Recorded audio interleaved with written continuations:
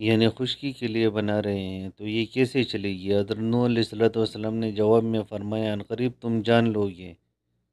جب حضرت نوح علیہ السلام کشتی سے فارغ ہو گئے اور پانی نکلنا شروع ہو گیا اور طغیانی کو پہنچنے لگا تو ایک بچی کی ماں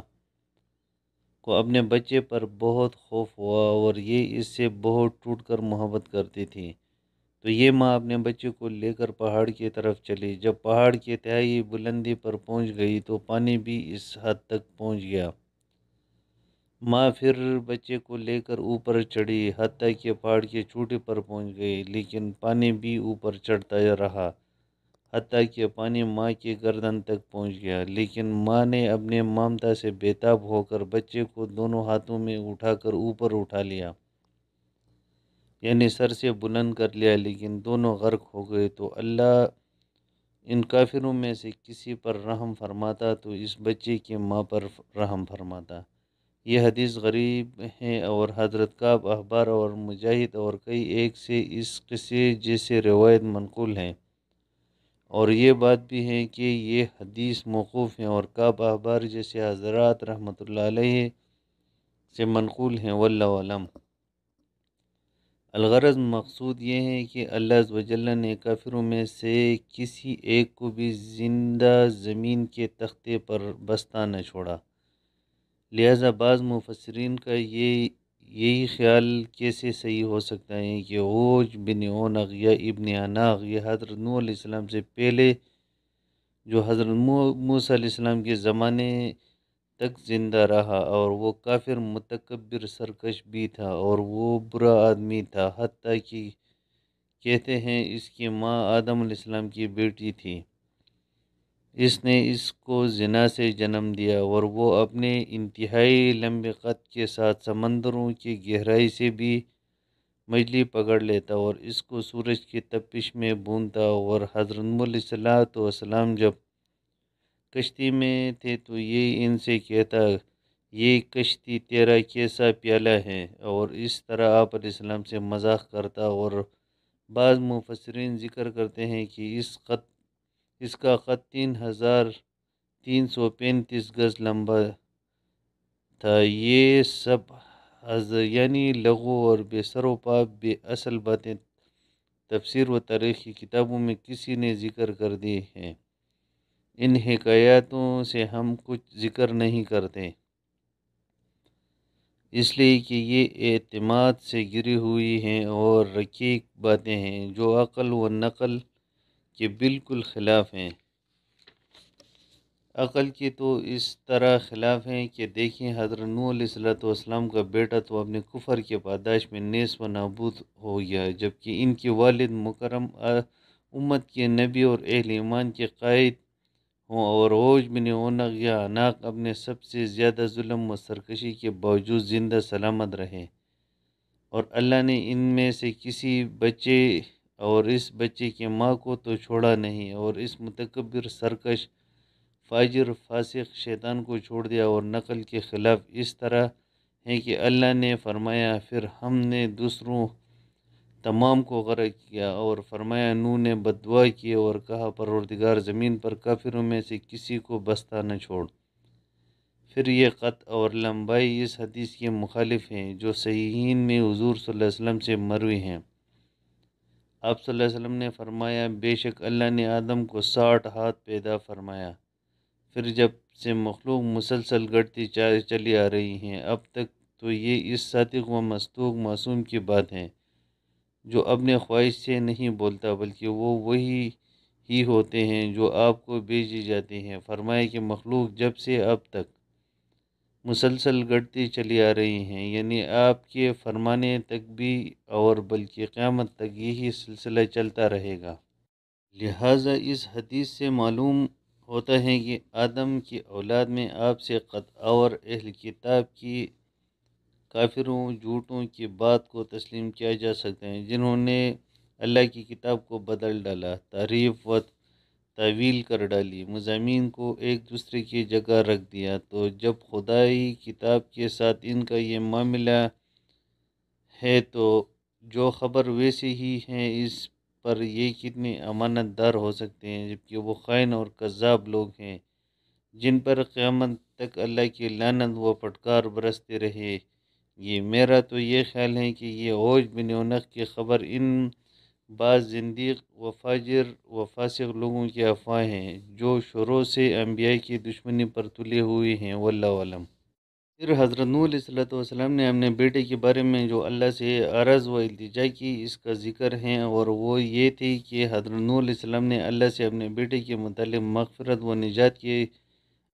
عرض کی، اور سوال کا یہ طریقہ اور صورت تھی کہ انہوں نے حالاً عرض کیا: اے پروردگار، آپ نے مجھ سے میرے اہل کی بخشش کا وعدہ فرمایا ہے، تو یہ بیٹا بھی اہل سے ہے اور وہ غرق ہو رہا ہے، تو یہ علم و وضاحت چاہتی تھی کہ آیا وہ میرے اہل سے ہیں یا نہیں؟ تو جواب دیا گیا کہ وہ تیرے اہل سے نہیں ہیں، یعنی جن کی نجات کا میں نے وعدہ کیا تھا وہ ان میں سے نہیں، کیونکہ ہم نے کہا تھا اپنے اہل کو سوار کر، مگر وہ جن کے نسبت میرے عذاب کا فیصلہ ہو چکا یعنی کافر ہیں، تو لہٰذا تیرا بیٹا کنعان یام اہل میں سے نہیں ہے، تو اس کے متعلق یہ فیصلہ ہو چکا تھا کہ یہ غرق ہو کر رہے گا اور اپنے کفر کا مزہ چکھے گا، اس وجہ سے قسمت اس کو اہل ایمان کے قافلے سے نکال لائی اور اپنے کفر کی گروہ کے ساتھ تباہ و غرق ہو گیا۔ پھر اللہ تعالیٰ نے فرمایا، کہا گیا: اے نوح، ہمارے طرف سے سلامتی کے ساتھ اور اپنے اوپر برکتوں کے ساتھ اور ان گروہوں پر جو آپ کے ساتھ ہیں برکتوں اور سلامتی کے ساتھ اترے، اور دوسرے گروہ ان کو ہم دنیا کا نفع دیں گے، پھر ان کو ہمارے طرف سے دردناک عذاب چھو لے گا۔ جب پانی روئی زمین سے خشک ہو گیا اور اس میں چلنا پھرنا ٹھہرنا ممکن ہو گیا، تو پھر اللہ تعالیٰ نے حضرت نوح علیہ السلام کو فرمایا، کشتی سے اتر جاؤ، جو بہت دور دور مسافت طے کر کے جودی پہاڑ پر ٹھہر چکی تھی، اور یہ پہاڑ جزیرے کی زمین میں مشہور ہیں، اور یوں فرمایا کہ ہمارے جانب سے سلامتی کے ساتھ، یعنی آپ پر اور جو امتیں بعد میں پیدا ہوں گی آپ کی اولاد سے، سب پر سلامتی ہو، اس لیے کہ جو بھی اپنے ساتھ دوسرے مومنین تھے کسی کی نسل آگے نہیں چلی، یہ تمام روئی زمین کی آل و اولاد حضرت نوح علیہ السلام کی نسل، اور اللہ نے بھی یوں ہی فرمایا کہ ہم نے اس نوح کی ذریت کو بنا دیا کہ وہ ہی باقی رہنے والے ہیں۔ تو جو بھی آج روئی زمین پر انسان آباد ہیں وہ حضرت نوح علیہ السلام کی 3 لڑکوں میں سے کسی ایک کی اولاد ہیں، وہ یہ ہیں سام، حام، یافس، اور حضرت سمرہ رضی اللہ تعالیٰ عنہ حضور نبی کریم صلی اللہ علیہ وسلم سے روایت کرتے ہیں کہ آپ صلی اللہ علیہ وسلم نے فرمایا، سام عرب کے باپ ہیں، حام حبشہ کے باپ ہیں، اور یاسف روم کے باپ ہیں، یعنی ان علامتوں کے نسلوں کے باپ ہیں۔ عمران بن حسین رضی اللہ تعالیٰ عنہ بھی روایت کرتے ہیں کہ رسول اللہ صلی اللہ علیہ وسلم نے اس کی مثل فرمایا، اور عمران فرماتے ہیں کہ روم سے مراد یہاں روم اولا ہیں جو یونانی ہیں، اور رومی بن سبتی بن یونان بن یاسف بن نوح علیہ السلام سے کی طرف سے منسوب ہیں۔ سعید بن المسیب سے مروی ہیں، فرماتے ہیں کہ حضرت نوح علیہ السلام کی 3 فرزند تھے، سام، یافس، حام، اور بقیہ تمام دنیا کی اولاد ان 3 سے ہیں۔ پس سام کی اولاد عرب، فارس، ایران، روم والے ہیں، اور یاسف کی اولاد ترکی، قالبہ، یاجوج ماجوج ہیں، اور حام کی اولاد قبطی، سوڈانی اور ببری تاتاری ہیں۔ سعید بن المسیب کی ابو ہریرہ رضی اللہ تعالیٰ عنہ سے روایت ہے کہ رسول اللہ صلی اللہ علیہ وسلم نے فرمایا، حضرت نوح علیہ السلام کے اولاد سام اور حام اور یاسف تھے، پس سام کے ہاں سے عرب اور فارس اور روم والے پیدا ہوئے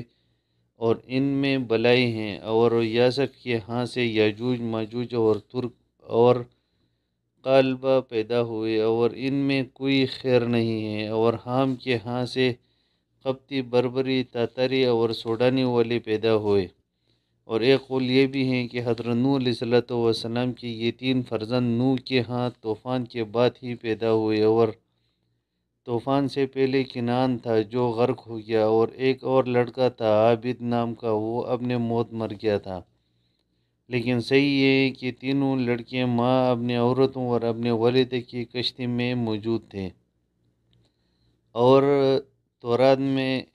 بھی اسی کی وضاحت ہے، اور یہ بھی مذکور ہے کہ حام سے کشتی میں اپنی بیوی سے مباشرت کی تھی، تو حضرت نوح علیہ السلام نے ان کے لیے بد دعا کی کہ ان کی اولاد بری صورت پیدا ہو، تو پھر اس مباشرت سے ایک لڑکا پیدا ہوا، اور وہ سوڈانیوں کا باپ بنا۔ اس کا نام بھی کنعان تھا، یعنی کنعان بن حام بن نوح۔ اور ایک قول یہ بھی ہے کہ حام نے اپنے والد کو سوتے ہوئے دیکھا اور ان کے ستر سے کچھ کپڑا اٹھا ہوا تھا، تو حام نے اس کو ڈھکا نہیں لیکن بھائیوں نے ڈھک دیا، تو پھر حضرت نوح علیہ السلام نے بد دعا کی کہ اس کی اولاد اس سے تبدیلی ہو جائے اور اس کی اولاد اس کے بھائیوں کے غلام بنے، تو پھر اس کے ہاں سوڈانی نسل کی افزائش ہوئی۔ عبداللہ ابن عباس رضی اللہ تعالیٰ عنہ سے مروی ہے کہ حضرت عیسیٰ علیہ السلام کے حوارین نے ان سے کہا کہ کیا ہی اچھا ہوتا کہ آپ ہمارے لیے ایک ایسے آدمی کو زندہ فرمائیں جو ہمیں کشتی نوح کے متعلق تفصیل بتلائے۔ حضرت عبداللہ ابن عباس رضی اللہ تعالیٰ عنہ فرماتے ہیں کہ حضرت عیسیٰ علیہ السلام مٹی کے ایک تودے ڈھیر پر تشریف لائے اور اس مٹی میں سے ایک مشت بھر کر فرمایا کہ تم جانتے ہو یہ کس کی مٹی ہے؟ انہوں نے کہا کہ اللہ اور اس کے رسول علیہ السلام زیادہ جانتے ہیں، تو حضرت عیسیٰ علیہ السلام نے فرمایا کہ یہ کعب حام بن نوح کی مٹی ہیں۔ راوی فرماتے ہیں کہ اس کے بعد حضرت عیسیٰ علیہ السلام نے اس مٹی کے تودے پر اپنی لاٹھی ماری اور کہا کہ اللہ کے حکم سے کھڑا ہو جا، پس وہ اپنے سفید بالوں سے مٹی جھاڑتا ہوا کھڑا ہو گیا۔ حضرت عیسیٰ علیہ السلام نے اس سے کہا کہ کیا تو ایسی حالت میں مرا تھا؟ اس نے جواب دیا کہ نہیں، میں تو جوانی کی حالت میں مرا تھا، لیکن ابھی میں یہ سمجھا کہ قیامت برپا ہو چکی ہے، جس کے خوف سے میں بوڑھا ہو گیا۔ تو حضرت عیسیٰ علیہ السلام نے اس سے کہا کہ ہمیں حضرت نوح علیہ السلام کی کشتی کے بارے میں تفصیل سے آگاہ کرو۔ اس نے کہا کہ حضرت نوح علیہ السلام کی کشتی لمبائی میں 1200 گز تھی اور چوڑائی 600 گز تھی، اور اس میں 3 منزلیں تھیں۔ پہلے منزل میں عام جانور اور جنگلی جانور تھے، دوسرے منزل میں انسان تیسری منزل میں پرندے تھے۔ جب کشتی میں جانوروں کے لید وغیرہ کثرت سے جمع ہو گئی تو اللہ عز و جل نے حضرت نوح علیہ السلام کی طرف وحی بھیجی کہ تم ہاتھی کے دم کو پکڑ کر جھنجھوڑو۔ حضرت نوح علیہ السلام نے جب اس کے دم کو جھنجھوڑا تو اس سے خنزیر مذکور مونس پیدا ہو گئے اور فوراً لید اور غلاظت کی طرف لپ کیے۔ پھر جب چوہے نے کشتی کے ٹانکوں سلائی کو کاٹنا شروع کیا تو اللہ عز و جل نے حضرت نوح علیہ السلام کی طرف وحی بھیجی کہ تم شیر کی نتنوں پر مارو۔ انہوں نے مارا تو شیر کے نتنوں سے بلی اور بلان نکلی اور چوہے کی طرف جھپٹی۔ حضرت عیسیٰ علیہ السلام نے اس شخص سے کہا کہ حضرت نوح علیہ السلام کو یہ کیسے معلوم ہوا کہ تمام شیر غرق ہو چکے ہیں؟ اس شخص نے جواب دیا کہ حضرت نوح علیہ السلام نے ایک کوے کو بھیجا کہ وہ زمین والوں کے حالات معلوم کر کے لائے، تو کوے نے جیسے ہی باہر مردار لاشوں کو دیکھا تو ان پر ٹوٹ پڑا، تو حضرت نوح علیہ السلام نے اس کے لیے بد دعا کی تو ہمیشہ خوف میں مبتلا رہے۔ یہ وجہ ہے کہ وہ انسانوں سے گھبراتا ہے، جس کی وجہ سے آج تک کسی گھر میں اپنا ٹھکانہ نہیں بنا سکتا۔ اس شخص نے آگے کہا کہ پھر حضرت نوح علیہ السلام نے کبوتر کو خبر لینے کے لیے بھیجا تو وہ اپنے چونچ میں زیتون کا ایک پتا اور اپنے پاؤں میں کیچڑ لایا۔ اس سے حضرت نوح علیہ السلام کو معلوم ہوا کہ تمام شیر غرق ہو چکے ہیں، تو حضرت نوح علیہ السلام نے اس کبوتر کی گردن میں ایک ہری شاخ کا ہار ڈالا اور اس کے لیے دعا کی کہ تو خوشی اور امن میں رہے۔ یہ وجہ ہے کہ لوگوں کے گھروں میں مانوس ہو کر اپنا مسکن اختیار کرتا ہے۔ راوی فرماتے ہیں کہ پھر حضرت عیسیٰ علیہ السلام کے حوارین نے عرض کیا کہ اے اللہ کے رسول علیہ السلام، کیا ہم اس کو اپنے گھر نہ لے چلیں تاکہ ہم اس کے ساتھ بیٹھ کر گفتگو کریں؟ تو حضرت عیسیٰ علیہ السلام نے فرمایا کہ یہ کیسے تمہارے ساتھ رہ سکتا ہے، حالانکہ اس کا رزق دنیا میں ختم ہو چکا ہے۔ پھر حضرت عیسیٰ علیہ السلام نے اس شخص کو حکم دیا کہ تم اللہ تعالیٰ کے حکم سے اپنی اصلی حالت کی طرف لوٹ جاؤ۔ اس کے بعد وہ شخص مٹی ہو گیا۔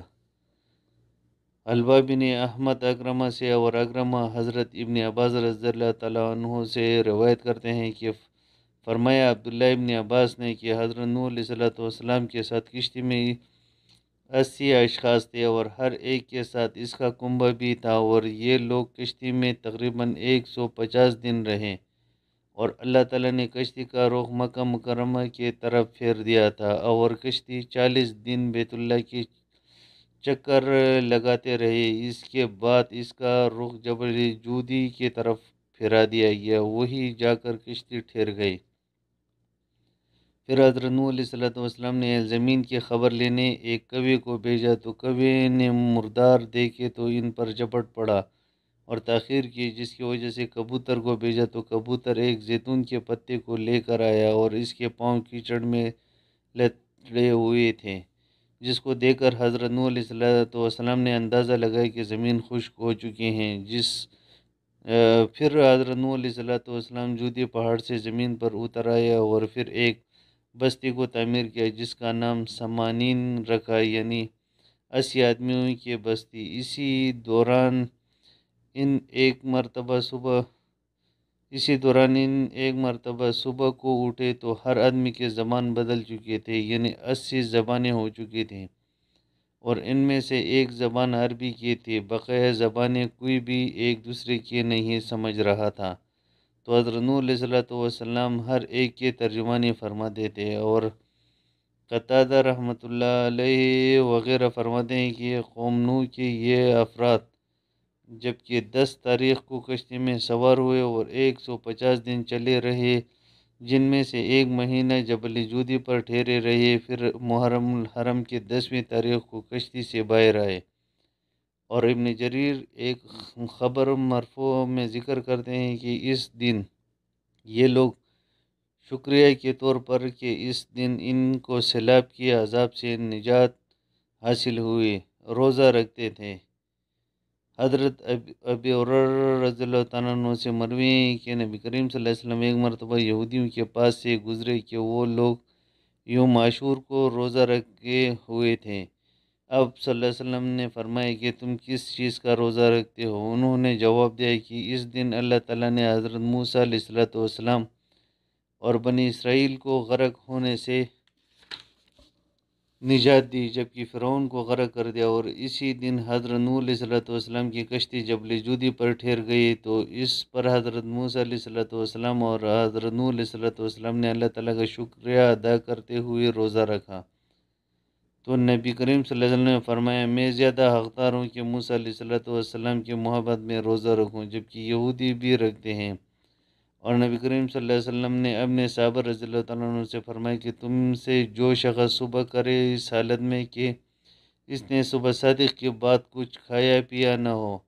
اس کو چاہیے کہ وہ روزے کی نیت کر لے، اور جس شخص نے کچھ کھا پی لیا ہے اس کو چاہیے کہ احتراماً سارا دن کچھ نہ کھائے۔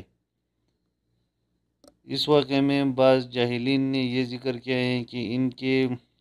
پاس جو کچھ زائد توشہ بچ گیا تھا، یعنی گندم کے دانے وغیرہ، ان کو پیس لیا اور کھا لیا تھا،